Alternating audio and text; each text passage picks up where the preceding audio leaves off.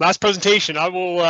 I told them I was going to be a little bit long-winded, but this is the last one, so I'm going to fly through this thing. So if I'm not making sense, ask me questions at the end. I'm going to go through it pretty fast. But yeah, I'm going to talk about observations of fish survival in the Bootleg Fire. I started thinking about that a little bit. I might even change my presentation title because basically it's observations of the Bootleg Fire, because this is a pretty unique fire in many regards. So let's get a map just for you guys, who aren't familiar with the area. This would be the real upper Klamath Basin, way up high, almost as far as a Chinook salmon could get. So this Bootleg Fire was in the Saikan and Sprague watersheds, if you're familiar with that, and encompassed a lot of the Gearhart Wilderness as well. Another interesting thing, and I just noticed this pulling it up on my Onyx maps before I get this presentation to AFS, this also came in contact with previous other fires you can see there. They're labeled 2018, 2020, and also the same year, the Cougar Peak Fire. So this landscape has been annihilated as far as fires the last couple of years. The Bootleg Fire, occurred in July of 2021. It was lightning caused. It is the third largest wildfire ever experienced in recent history. Burnt, over 400,000 acres. All these fires combined is over 600,000 acres. So an incredible amount of landscape that burned up. The Forest Service sent us this.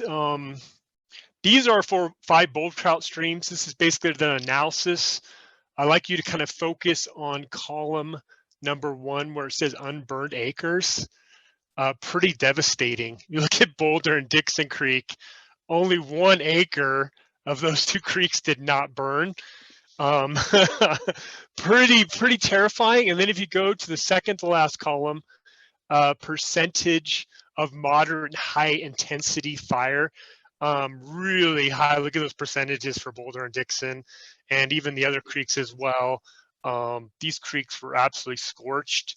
One thing about these creeks, they had a really dense alder, and this is basically kind of the brush type alder, almost 100% cover in most of these streams, really difficult to sample, and that alder just got torched. And so that's probably what kept this fire really going through these, unfortunately, through these riparian areas.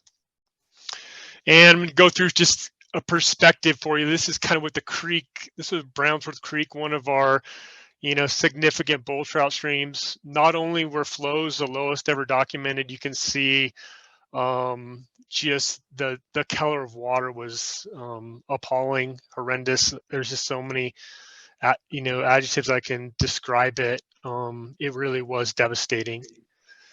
And on top of that, you had a lot of flash flooding right after the fire. There was actually a lot of thunderstorm activity. And this is another one of our bull trout streams, Leonard Creek. You see how high the water got and just the amount of turbidity, ash, sediment flow in these bull trout streams. And we were also lucky enough to be out there right after we had a huge thunderstorm event. This is North Fork Sprague. This is one of our best streams around. It's in a wild and scenic section of North Fork Sprague. It probably has the most spawning habitat of any stream in the basin for Chinook salmon, hopefully spring Chinook. Really hoping to bring spring Chinook back to this this stream. But look at that color of water. I call that charcoal black. I've never seen water quite that color. Usually when you put water in a bottle, it kind of settles out and it clears out. But this, I remember we put this in our office and it took it did finally settle out, but it took quite a long time for it to actually change to something that resembled actual water. And if you look in the background, you can see just the color of the river. Pretty devastating.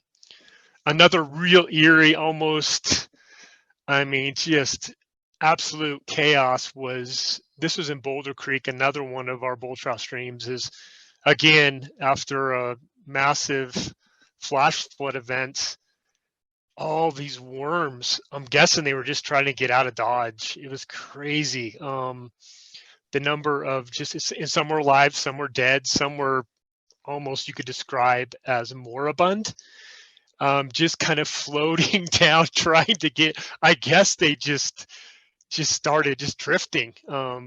just maybe just trying to get out of the watershed. Maybe the soil stuff is so sterilized, they're just like, let's get out of here as soon as possible.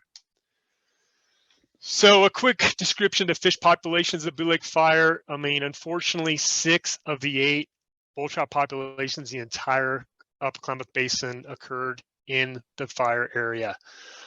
These populations are very small, ranging from about 20 to 1,300, over 1,300 age 1+ and older individuals. Unfortunately, bull trout are also nearly 100% resident. That means these fish do not move, and their distribution is extremely small. So it was kind of the perfect storm of the potential of these wildfires to wipe these populations out. Another limiting factor is probably they don't move because of brook trout and brown trout. If they move, they can't survive in competition with those other non-native species. And other species of concern up there currently, are redband trout. All these streams were really good redband trout streams as well as bull trout streams.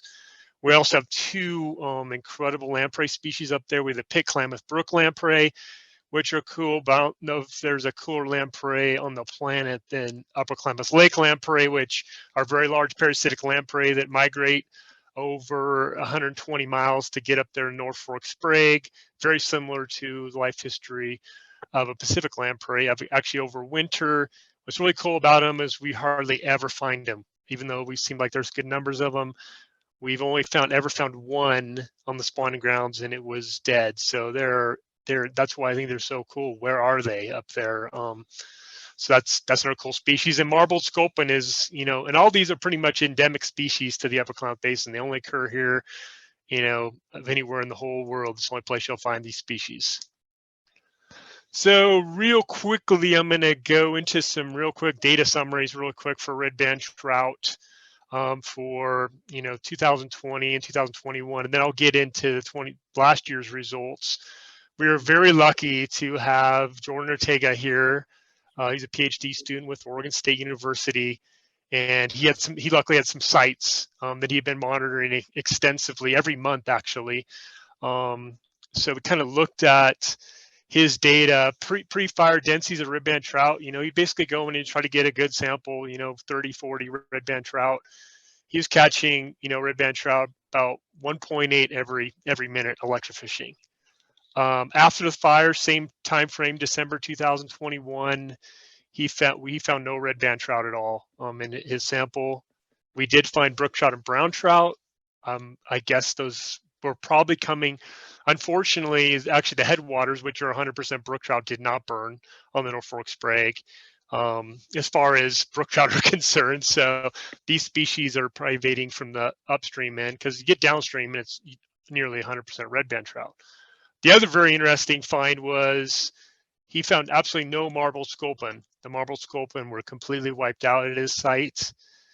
They were the most abundant fish in North Fork Sprague prior to the fire. So I always think of sculpin being extremely tough, actually be able to live out of water for a little while, but nope, we didn't find any whatsoever at his site. Lamprey, on the other hand, were extremely tough on the North Fork Sprague. We've found them present in both surveys in good numbers. They didn't seem to be affected, so that's the good news there. Conversely was 5 Mile Creek. 5 Mile Creek is pretty much a spring-dominated, low-gradient system with a few beaver dams. It's a pretty big creek, so the beavers don't put too many dams in the creek, but found no difference between pre and post-fire redband trout densities, so that was great news. Another quick thing about 5 Mile Creek is that it actually might have burned the hottest. If you look at some of the aerial photo imagery, it definitely scorched the entire creek. So it just seemed it was, low gradient, spring fed, colder water, seemed to be able to resist the mortality of fish there. Now for the really depressing news, our bull trout sampling summary of Boulder, Dixon, Brownsworth, Leonard, and Deming Creek. We only found 5 bull trout in extensive sampling of those streams. We covered approximately about 36% of the occupied habitat. We also walked a lot of it looking for reds or any sign of fish during peak what we think their peak spawning is, and saw nothing. So pretty depressing results in 2021 made us, luckily, my supervisor, Ben Ramirez, actually got some funding, Section 6 dollars, to actually remove brook trout from one of these streams that were illegally introduced. And Leonard, it does seem like we lost that population, so that was a good thing about the fire. But those two people we hired actually helped us do sampling in 2022. So in 2022, we just wanted to basically really pin down what was the relative survival of our 5 bull trout populations, but also try to assess survival of other fish species. So results of 2022, there was some good, and there was some bad, and there was some really, really ugly stuff. I'll start with some of the good news. Dixon Creek, this is aerial photo pre-fire. If you look closely, you can see all those ponds. Those are all beaver ponds. This was a killer beaver pond complex creek. Really small creek fed by 2 small springs just upstream of that red cinder road you see there. This is what it looked like after the fire. You can see all the green in there from all those all that beaver activity. Pretty cool. The beavers did a good job of preventing the whole creek from burning up.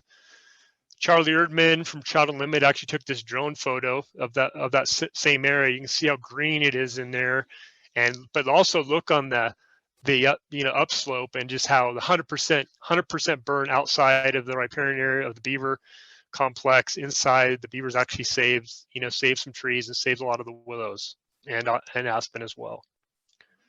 And this is what it looks like right on top of one of the beaver dam complexes. And also the beaver survives. They continue to do good work out there on Dixon Creek. So that was really cool. So the results on Dixon Creek is up to date. Dixon Creek was a population about 20 to 25 bull trout. We have found 5, so they are still alive in Dixon Creek. And it does appear the fish below the beaver dam, 100% survival. And if I were to guess, I wish I had density estimates before and after, but my guess is actually there's more fish, because I think these brown trout that there's a picture of here actually might have moved into Dixon Creek from Boulder Creek to get away from the fire effects on Boulder Creek. So that's one of the bad things about the beaver dams, is the brown trout had incredible survival below these beaver dams. Above the beaver dams, survival not so great. Our first survey above these beaver dams, we found no fish. However, I didn't want to electrofish this reach, because above the beaver dams, it was mostly bull trout. Below the beaver dams, mostly brown trout. So actually, I was able to see some bull trout. As you can see, if you look in the upper part of this picture, you can see just this white-tipped fin right there.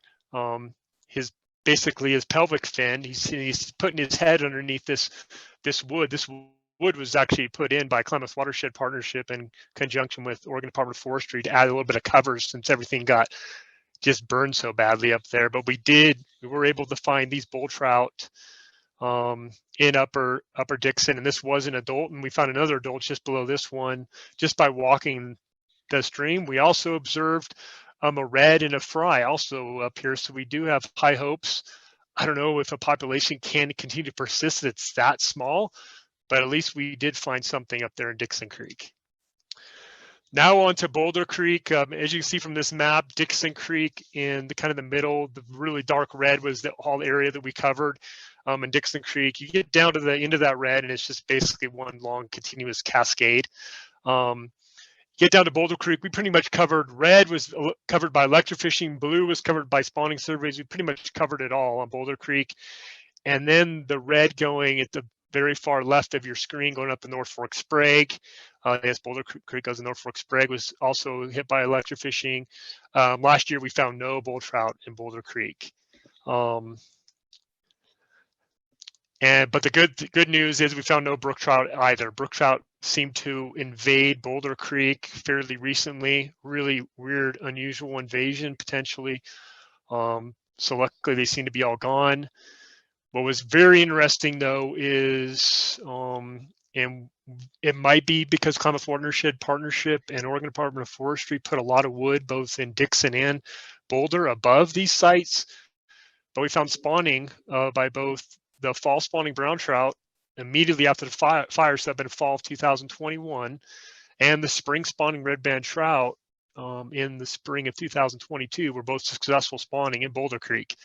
Despite, if you go high enough, you don't find any fish at all left in Boulder Creek. So maybe the wood that they put in did do some good. I was amazed. I could not believe that red spawning was successful that quickly after the fire. And like I said, we found no species up high in Boulder Creek. Now on to the really ugly Brownsworth and Leonard Creek. This is kind of a picture. We did have high hopes in 2022. If you look high up in the watershed, there is some green in both Brownsworth and Leonard Creek that did not burn. We were hoping that those might still have some bull trout left in them. However, we found no fish at all in Brown. That includes lamprey, which, like I said, are the toughest. So Brownsworth and Leonard burnt extremely hot, and unfortunately, it seems like they took the bull trout with them. So no fish, no red band trout, no brown trout, no fish at all in the upper areas of Leonard and Brownsworth. Deming Creek in 2021, I didn't quite get up high enough. We only found one bull trout in 2021, but looking at the aerial photo we found, luckily it was in perfect timing. There's a lot of green in the upper watershed, and you can see my white line going up. That's why I stopped in 21. If you go higher up that white line, you see a lot of green up there, and we got up in there, and this is what we saw. We were very excited, and sure enough, a lot of bull trout up there in Deming Creek. So below this site, hardly any fish at all, a few red band and that one bull trout, but up here there were lots and lots of bull trout that survived the fire. So we're really excited. Deming Creek is a population very closely related to Leonard and Brownsworth, and very closely in distance to Boulder Creek. This is right over the hill, actually, in a little different watershed. Deming Creek's in the South Fork Sprague, but we're hoping maybe we could use Deming Creek for future introductions of bull trout in the watershed. And North Fork Sprague, I just threw this picture in. I'll show you some quick results of 2022. But yeah, this is kind of what the timber looked like in the North Fork Sprague and just your surrounding watershed. We actually did find a Sculpin. They're not gone. It was a huge adult. What was really surprising to me is, and this is at Jordan Ortega site, is how quickly the red band trout and brown trout reinvaded his site. So we captured 50 red band and 27 brown trout. We spent a lot more time than Jordan typically does. Basically we did have about a threefold decline in catch per unit effort, but things are coming back very fast. We were also very amazed, since there's so much sediment, the lamprey were ridiculous coming out of any sort of sediment deposition, which was a lot more than typical. Lampreys were just pouring out of. We also had a quick went over to Merrill Creek as well, because we have new land ownership over there. We did find that red band trout catch per unit effort did decline. This is a stream, this tributary to North Fork Sprague. Brown trout actually also declined, but actually brown trout unfortunately dominated the sample in 2022, where in 2019 red band trout dominated the sample over in Merrill. And this is just a quick picture just to show you what 5 Mile Creek looked like before and after the Bootleg Fire. Just blackness out there. I can give a whole presentation just on water temperature. But so what actually did kill the fish? We don't think it was water temperature. It was, we think it was associated with their turbidity and nutrients entering these such small water bodies. It's probably what typically kept killing the fish.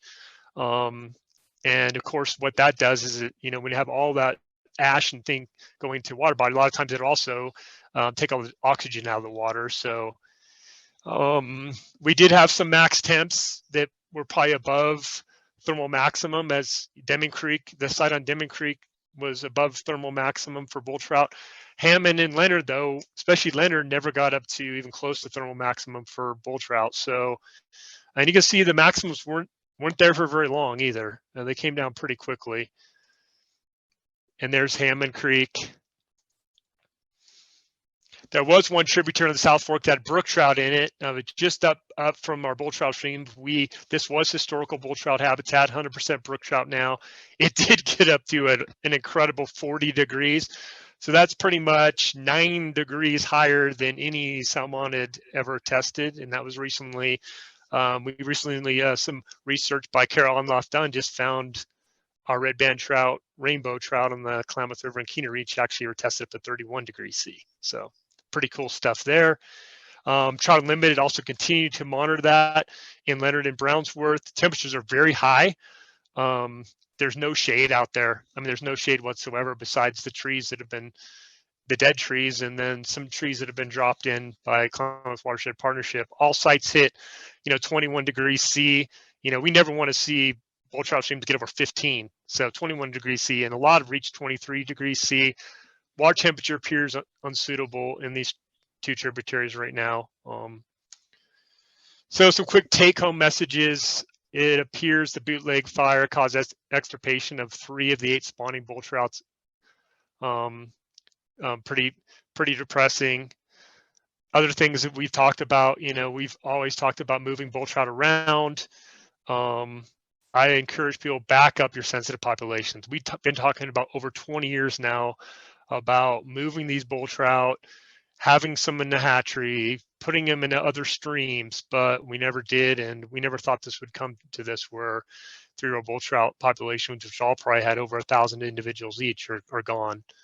Of course, encourage beavers. Beavers also potentially saved the Brownsworth redband trout population. Below a series of beaver dams, we had incredible survival in Brownsworth Creek. Above those dams, very little survival of fish at all. And also, I've construct sediment depositional structures as quickly as possible. We did that. We think we had incredible results on fish survival. That was mostly Klamath Watershed Partnership and a great forester who's able to drop trees in very quickly. And the last take-home message is spawning by both redband trout and bull trout. And brown trout, not bull trout. Both fall and spring spawners were successful immediately after the fire. So I have a lot of acknowledgments. These are the primary people who helped out with this. There's a whole bunch of people I can thank, but these are the people that really helped out with this study, contributing data and contributing all thermograph data and stuff like that. So, and I will entertain any questions. Thanks for that sad story, Bill.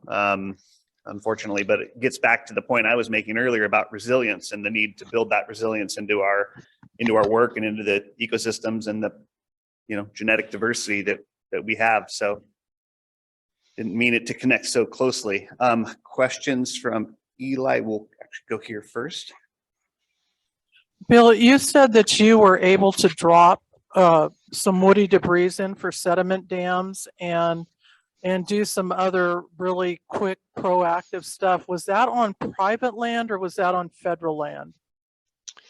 Yes, that was mostly on Green Diamond private industrial timberland. That's why Oregon Department of Forestry and Klamath Watershed Partnership was involved. At least in the bull trout streams. I do know the Klamath tribes worked on streams out, that were part of this that weren't bull trout streams on Forest Service, but that took a little bit while longer. The Forest Service, it was a little bit more difficult to get things done very quickly, obviously with them. But on this in private land, we're in there immediately. I think she was dropping trees in. The fire ended in September, and I think we're dropping trees till pretty much the snow started falling. So she was in there, I think November, October, maybe even late October into November, and then basically the snow started flying, and there was no access. So. Hey, Bill, this is Eli Asarian. Great presentation. I was wondering if you're working on any reports or publications, or if you have any done already, or what's the reporting plan? Yeah, so there was really no plan to really do this whole thing. So we really didn't. I don't foresee us publishing this or even writing a report. We're so freaking busy with I'm more of a field biologist in monitoring and stuff like that. But as far as I wish we could potentially, but it was never really there was no funding really behind this. We actually, got lucky even having the field crew, just because they were supposed to be moving brook trout out of streams where, where they were illegally introduced. But so I don't know if we can find the time to, we have actually, Eli, I worked on a study with Steve Starcevich from OSU. God, no, it's almost been 15 years, and he keeps telling me that we're going to be writing that up soon. So we have. I'm sure you are in this exact same place. You're backlogged. So I'm backlogged on numerous papers I'm trying to get out. Jordan, who I'm working with collaboratively on lots of stuff, I know we at least probably have 3 papers we're just on his work. So yeah, we're way behind. I don't know. I don't see us, unfortunately, writing a report or publishing this per se. But if someone wants to, I don't know. I can't commit to any more projects. We just have so much going on. But I wish we could, because it's very exciting to see, especially the beaver component of it. And potentially, if it does wipe out these bull trout populations, which it appears like it's going to, I think it does need to be in the literature that this can happen, because that's one thing I forgot to mention. I never thought this would happen. So, do you have time for a 2 to 3 hour interview, or it doesn't have to be done all at once? I'd love to interview you for my newsletter and tell this story. Sure. Yeah. But I think Bill's getting to a point, though, that, I think a lot of us would agree it's hard to keep up with everything that's happening right now, unfortunately. That's why I call it observations, because there was no, it was kind of just, what I like to do is a full census almost. So I don't have to have a statistically designed random sampling design. That's kind of what we did here. But,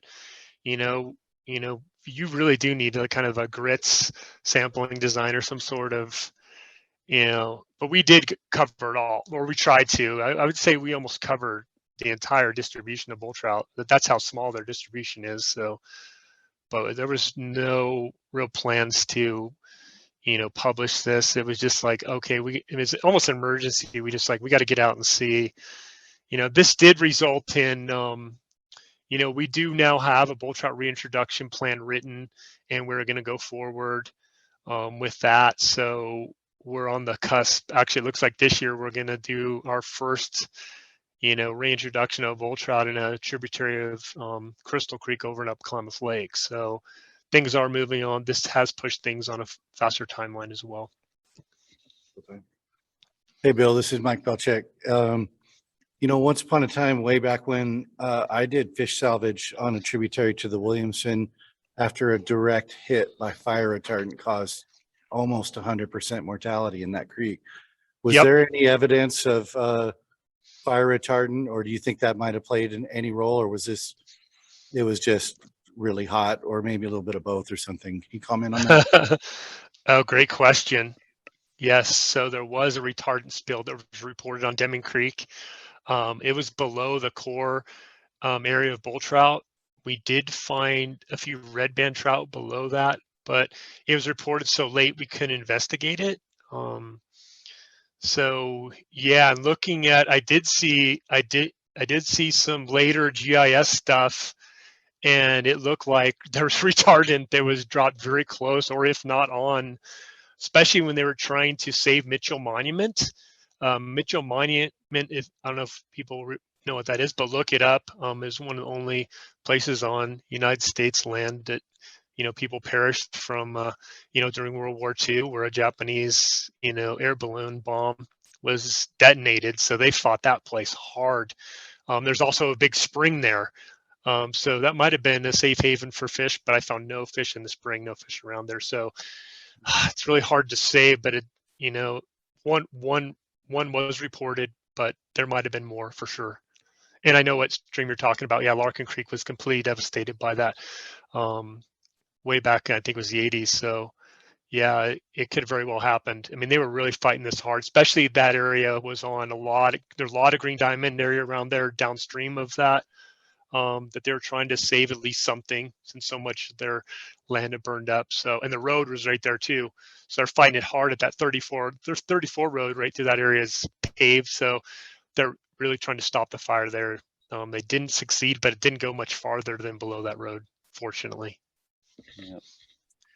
Oh, all right. Any other questions in the room? Any online?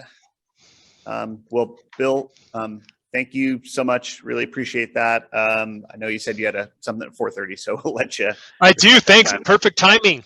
Yep. All right. Okay. Bye. Okay. Thanks. Thanks, everybody.